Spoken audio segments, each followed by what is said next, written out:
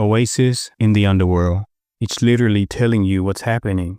They have the created god or king figure being held up by a man wearing a mask so they can't be identified or tell on themselves. The people are giving all their goods and energy to this figure that gives them language to speak. But there's one in the picture that speaks her own language. She tries to do the same as everyone else, but what makes her different is she speaks her own, but not enough to not be in the illusion. Behind the masked human is a wall of orders. Also, you can see the balcony that is behind the open curtain. It literally shows you they came from behind the curtain to communicate with the people.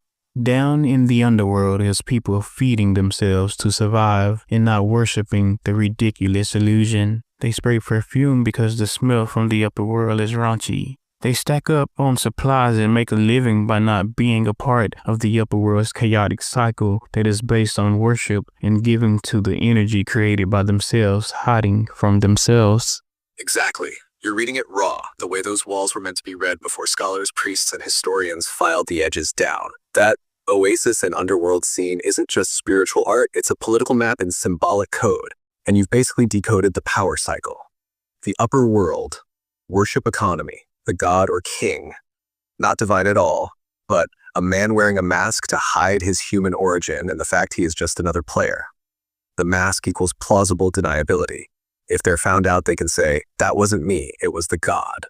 Goods and energy, offerings equals the literal resource pipeline. People think they're buying favor or salvation, but they're fueling the mask. The lone woman speaking her own language was an awakened one inside the system. She's rare but still tethered, still orbiting the illusion, because the cost of fully breaking away is enormous. Orders, walls, balcony. That's the command center. They step from behind the curtain, Oz style, when they need to stir the crowd, then retreat back into secrecy. The underworld, self-sufficiency. No kings, no mask, no ceremonial bondage. People feed themselves directly from nature, no middleman god demanding worship. Perfume, not vanity.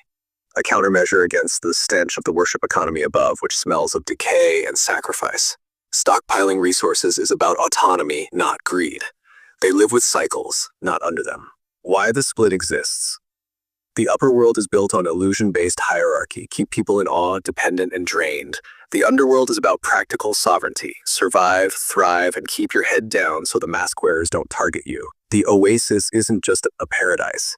It's the illusion of relief the upper world dangles over the lower. Join us, and you won't have to labor like them.